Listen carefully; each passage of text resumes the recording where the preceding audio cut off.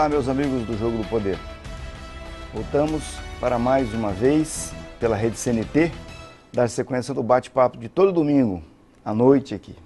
Recebo hoje o deputado estadual Adhemar Traiano, presidente da Assembleia Legislativa do Paraná. Muito obrigado, boa noite, deputado. Boa noite, Rocha. Gratíssimo pela sua presença aqui pela primeira vez no Jogo do Poder. Também, da mesma forma, né, a recíproca é verdadeira. Estou muito feliz de estar aqui fazendo esse bate-papo muito franco com você. Deputado, mas o senhor assume a presidência da Assembleia Legislativa no meio de um furacão, né? A primeira questão é, eu não me lembro de ter na minha memória, não vem na minha memória, uma crise tão séria econômica, financeira e de gestão de um governo paranaense como está ocorrendo no governo Beto Richa. E o senhor assume a presidência da Assembleia com a casa assim, em pleno alvoroço, né? Dá o azar de pegar esse movimento de professores que ocuparam a Assembleia. O senhor teve devo dizer que o senhor teve um comportamento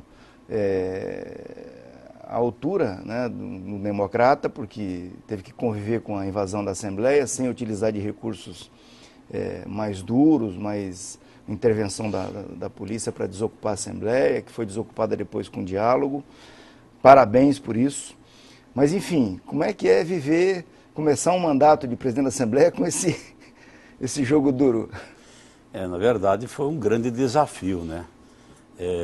Algo que jamais eu imaginava que pudesse, no primeiro momento do meu exercício de presidente da Assembleia, enfrentar, né, uma batalha praticamente como aquela que aconteceu.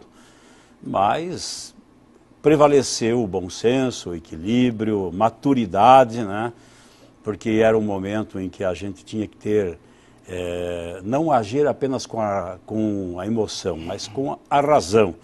E eu procurei, né, me alicerçar de toda a minha bagagem para poder conduzir o processo dentro de uma forma que pudesse não criar nenhum tipo de animosidade e principalmente o meu maior cuidado era não ir para o confronto, né, com o movimento. Esta era a minha grande recomendação, tanto à Casa Militar da Assembleia, quanto aos policiais militares, ao comando da polícia, que estiveram lá para dar a segurança à casa. E, graças a Deus, saímos numa situação até confortável para a imagem da Assembleia. Bom, num dado momento, a imagem que se criou foi dos deputados tentando entrar na Assembleia num camburão. E no final do episódio, terminamos essa semana com a Assembleia recuando naquele procedimento de votar tudo em bloco, no plenário e tal, que foi uma criação da gestão anterior e que era muito criticada por quase todo mundo da comunidade jurídica, que era uma forma de atropelar a democracia, né, de eliminar os processos de discussão que são próprios do parlamento. O senhor não acha que o governo acabou expondo um pouco, sobretudo a base aliada, com esse projeto e depois, no final, mostrando que poderia ter refletido melhor, pensado melhor e encontrado outros caminhos para atingir os objetivos? Eu não discordo de você. Ocorre que a necessidade, né, urgente da solução de problemas de ordem financeira do governo fez com que se fizesse que o processo realmente fosse agilizado. É oportuno que a gente diga aqui aos nossos telespectadores, né, e dê até uma explicação, porque talvez, muitas vezes, a sociedade não compreende, né? A própria mídia condenou muito a forma como os parlamentares chegaram à Assembleia, mas cabe ao presidente da Assembleia, como magistrado, a função de fazer acontecer a sessão. Havia uma solicitação, né, de uma transformação do plenário em comissão geral, feita pelo líder do governo, e eu não tenho outra forma a não ser fazer com que a sessão acontecesse, não tinha outro caminho. O líder do governo é o Romanelli. O líder do governo é o Romanelli, né? Eu não vou condená-lo, porque, na verdade, Era um desejo muito forte do governo para que isso acontecesse. Naquele momento, nós não tínhamos nenhuma segurança para chegarmos à Assembleia, porque havia uns parlamentares, um grupo de parlamentares que se posicionavam contrário, que se intitulavam amigos dos professores e, lamentavelmente, o movimento via os deputados que defendiam a proposta do governo como inimigos. Portanto, para chegar na Assembleia, nem os parlamentares que estavam ao lado do movimento nos davam essa segurança e nós tínhamos que abrir a sessão. Então, não tinha outro caminho, porque se nós fôssemos sozinhos, não permitiriam. Se fosse num outro veículo qualquer, não deixariam entrar dentro da Assembleia. Foi uma alternativa que foi proposta e foi submetida à apreciação dos parlamentares e houve a decisão. Realmente é um fato desagradável para os deputados, eu confesso, foi muito desagradável, mas não tinha outra forma de chegar naquele momento pela multidão que estava presente na Assembleia. Acho que são episódios superados, serviu como lição. Vamos, a partir de agora, mudar radicalmente o processo de encaminhamento das questões urgentes do governo. Só para encerrar esse bloco, deputado, essa extinção desse procedimento do plenário, tudo acontecendo no plenário, terminou por quê? É uma iniciativa sua ou é uma coisa que a Assembleia, o conjunto de deputados acabou enxergando que desmerece, inclusive, a atividade parlamentar? É uma verdade, mas veja bem, o nosso regimento interno ele é muito antigo e ele prevê isso. Ele dava a condição de se utilizar desse instrumento da transformação do plenário em comissão geral. Quando uma matéria é muito urgente e precisa ser votada com rapidez, se utilizou muito esse instrumento, e não apenas nesse momento. É importante que se diga aos paranaenses que outros governos se valeram disso, inclusive deputados que nesse momento do episódio da greve dos professores condenaram, usaram desse instrumento no passado, votaram inclusive em situações em que a transformação do plenário em comissão geral aconteceu. Portanto, é um contrassenso até de alguns parlamentares que condenavam, mas se valeram desse Isso acabou definitivamente. Acabou agora definitivamente. Os 33 parlamentares que defendiam a proposta do governo apresentaram um requerimento pedindo a eliminação definitiva desse item do regimento interno. Fizemos rapidamente uma revisão, um projeto de resolução para extinguir e banir essa possibilidade. Depois se associou também no projeto os demais parlamentares e foi por unanimidade. A partir de agora a Assembleia não terá mais esse instrumento. Parabéns, deputado. Vamos a um breve intervalo e voltamos em seguida para a sequência do Jogo do Poder com o presidente da Assembleia, Adhemar Traiano. Voltamos aos estudos da Rede CNT para a sequência do Jogo do Poder de hoje com o presidente da Assembleia Legislativa, deputado Adhemar Traiano. Bom, o senhor assume a Assembleia sucedendo uma gestão que ficou conhecida por ter enfrentado certos problemas que existiam na Assembleia de uma maneira diferenciada. Agora mesmo, essa semana, teve a notícia de que o Ministério Público ofereceu medidas judiciais contra o ex-presidente da Assembleia, deputado Nelson Justo, que é uma bela figura, que, de certa forma, é até injusto que ele esteja sendo submetido a esse processo todo que nós estamos assistindo. Como é que será daqui para frente? Há riscos da Assembleia voltar a ter os desvios, os vícios que marcaram épocas passadas, ou daqui para frente o paranaense pode ter a segurança de que a Assembleia Legislativa vai viver realmente um novo tempo e não corre mais os riscos de voltarem aquelas práticas? Eu posso assegurar, Rocha, a você e aos paranaenses, que não há nenhum risco de voltarmos àquele período trágico da Assembleia, em que os paranaenses realmente ficavam envergonhados de ver um parlamento comprometido, de uma estrutura inchada e que acabou chegando onde chegou. Não vou condenar o ex-presidente, como você já disse, de forma alguma. Acontece que dentro da Assembleia, nós vivemos um período, eu estou há 24 anos na Assembleia, onde a Assembleia era de um dono só, sabe? E infelizmente chegou, né, a Quem foi para a mesa foi para o sacrifício. Quem foi para a mesa foi para o sacrifício. E nós estamos procurando agora, com a nova mesa executiva, fazermos reuniões constantes, a cada 15 dias, com os diretores, com os parlamentares, no sentido de focarmos com muita determinação a questão da transparência. A Assembleia tem telhado de vidro.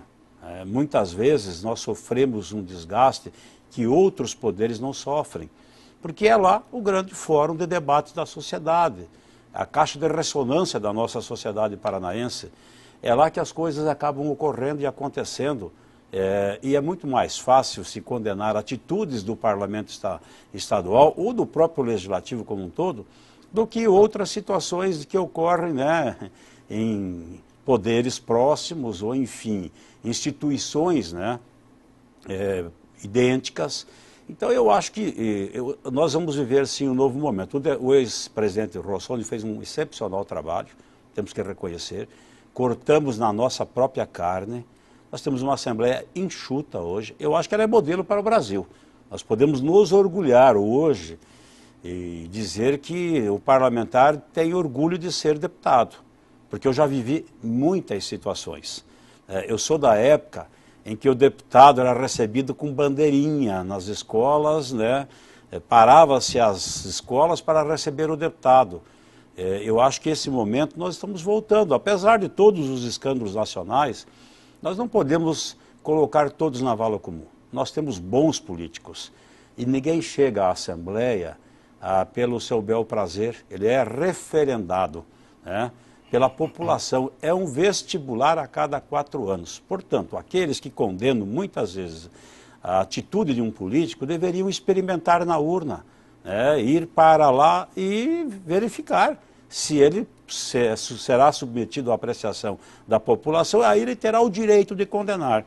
Porque o dia a dia é bem diferente do que aquilo que muitas vezes as pessoas interpretam de um político. O que se pode esperar da Assembleia daqui para frente? Quais são os projetos que estão encaminhados? Como é que a sua gestão imagina estabelecer esse novo tempo? Bom, a minha gestão, a nossa gestão, né, não costumo usar a palavra aqui no singular, eu, jamais, a mesa executiva, é um conjunto de forças, os parlamentares. É uma gestão democrática e que, com certeza, quer conduzir os destinos da casa em harmonia, valorizando funcionários. Nós temos um histórico de funcionários dentro da Assembleia que são verdadeiros patrimônios do Poder Legislativo e que não podem ser simplesmente colocados na vala comum. Nós tivemos escândalos, sim, tivemos, mas temos que valorizar os bons. E é nessa linha de raciocínio que nós pretendemos conduzir a gestão desse período em que estarei à presidência da casa. Nós vamos periodicamente fazermos reuniões, conversando com parlamentares. As decisões serão todas elas em conjunto, nada isoladamente, e preferencialmente atendendo o clamor das ruas. Nós não podemos nos contrapor hoje ao sentimento maior da população, da indignação que está vivendo hoje, diante de todo esse momento crítico do Brasil, de escândalos e mais escândalos. Nós temos que ter essa compreensão. Esse é um momento diferente. Se nós não dermos o exemplo, a sociedade tem todo o direito de nos cobrar. Portanto, estamos tendo equilíbrio, muita determinação no sentido de trabalharmos unidos e fazer da casa, né, enfim, um conjunto de ações e medidas que tenham transparência total, fortalecendo mais do que nunca a possibilidade do cidadão poder interagir com a Assembleia. Criamos agora, recentemente, a ouvidoria, que é mais um canal para que o cidadão possa né, ter esse contato permanente com a Assembleia. Vamos fortalecer a escola legislativa. Ela foi criada, mas até o presente momento muito pouco se fez. Eu quero institucionalizar essa escola e fazer dela um centro de formação, tanto voltado para a formação de funcionários, como também de pessoas que queiram conhecer o que é a vida de um parlamento. Nós vamos fortalecer, através de um trabalho muito forte, essa escola do Legislativo. Muito bem, deputado. Vamos a mais um brevíssimo intervalo e voltamos em seguida com o deputado estadual Ademar Traiano, presidente da Assembleia Legislativa do Paraná. Já voltamos. Voltamos ao Jogo do Poder de hoje com o deputado estadual Ademar Traiano, presidente da Assembleia Legislativa do Estado do Paraná. Bom, eu conheço a Assembleia, eu conheço pouco, eu frequento muito pouco a Assembleia, mas a Câmara Federal, o Senado Federal, em função da atividade de advogado, a gente sempre, de vez em quando, está em Brasília, tem que fazer pesquisa, tem que conversar com os órgãos do Congresso sobre questões técnicas que deram origem a determinada lei, medida provisória. Lá há um aparato técnico de servidores concursados, tanto no Senado quanto na Câmara dos Deputados, admirável. Você chega lá, você sai com todas as informações que você precisa, né? Se um senador, um deputado precisar estudar um assunto, elaborar um projeto, ele tem toda uma estrutura por trás que é capaz de subsidiá-lo a ponto de apresentar o melhor possível, né? Como é que é aqui na Assembleia? A Assembleia, ela se ressente disso. Os deputados trabalham muito com o seu próprio gabinete, né? E como são pessoas da comunidade, nem todos têm formação jurídica, nem sempre o que vem é o melhor.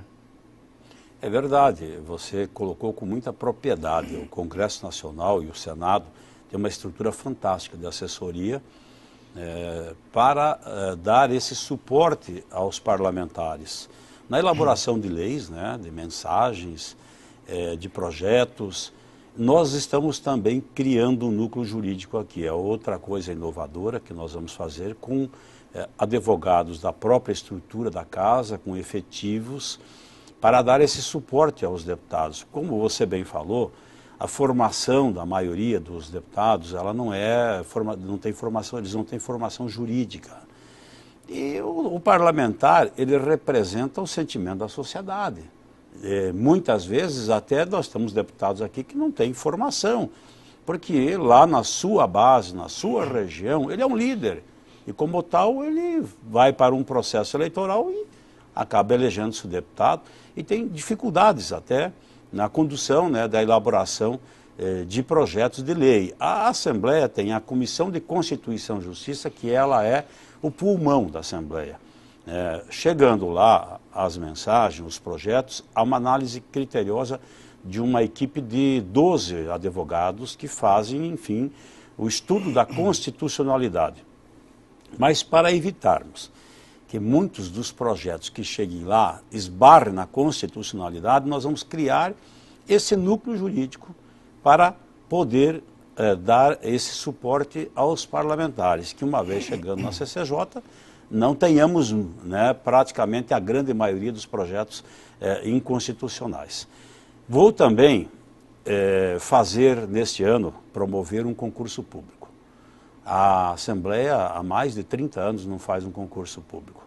E nós estamos aí praticamente com a grande maioria dos funcionários se aposentando. Então vamos fazer um concurso público ainda nesse ano, para criarmos essa possibilidade de abrirmos, né, a oportunidade de termos profissionais competentes na área jurídica, em todas as áreas. Criamos também, Rocha, a controladoria interna da Assembleia. Pois é, eu vi esse anúncio. O que é essa controladoria? É uma exigência do Tribunal de Contas, que há muito vinha se cobrando. Ela trabalha em sintonia com o Tribunal de Contas, Ministério Público.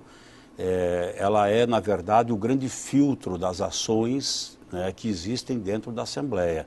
Ela faz o controle geral de todas as atividades de ordem financeira, documental, até no aspecto jurídico de decisões que têm que ser tomadas e que essa análise tem que ser feita criteriosamente para não confrontar com aquilo que estabelece a nossa legislação. Então ela tem uma função dentro do Poder Legislativo muito forte e está em sintonia com o que preceitua as decisões do Tribunal de Contas e o Ministério Público. É mais um instrumento para dar segurança às ações do Parlamento Estadual que nós estamos colocando à disposição. Ela certamente terá um impacto interessante numa questão que vira e mexe a gente via nos jornais, que é o problema de gastos com gasolina, passagens, telefone, que é, enfim, o que consome a infraestrutura de um gabinete e que nem sempre se fez com transparência e de vez em quando tinha problemas. Como anda isso hoje e qual é o impacto que essa controladoria poderá ter do ponto de vista da sociedade? Quem olhar para a Assembleia poderá ter acesso, por meio dessa controladoria, a esse tipo de informação? Sim, com certeza. Esse é o objetivo, né? O maior fiscal do Poder Legislativo é a transparência. Portanto, nós não vamos fazer nada que possa impedir essa transparência. Nós queremos uma casa aberta, que tudo o que ocorra lá dentro seja de conhecimento público, o que muitas instituições não fazem. Às vezes cobram do Poder Legislativo, mas não cumprem com o seu papel. E hoje a sociedade cobra muito a transparência. E eu acho que a Assembleia está dando um exemplo, um grande exemplo. Tudo está no portal de transparência hoje. Nós não temos nada escondido. Pode suscitar algumas dúvidas, isso é normal, mas se elas surgirem, nós teremos a ouvidoria para dar as informações e da mesma forma a própria controladoria que pode exercer esse papel também, dando as devidas explicações à sociedade organizada. Esse é o nosso desejo. Eu não quero de forma alguma marcar a minha administração como presidente com algo que possa envergonhar a Assembleia e o Parlamento. Eu tenho 30 anos de vida pública.